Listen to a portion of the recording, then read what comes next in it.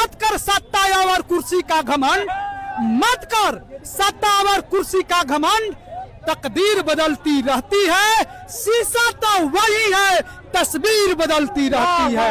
बिहार के तस्वीर बदल के दिखाएंगे, जनता बदल के दिखाएंगे। लालू नीतीश मोदी तीनों चल गए तो के बचल? अरे भाई के बचल? दिनकर ने सिखाया, महाकवि दिनकर ने कहा कि सिंहासन खाली करो कि अब जनता आती है।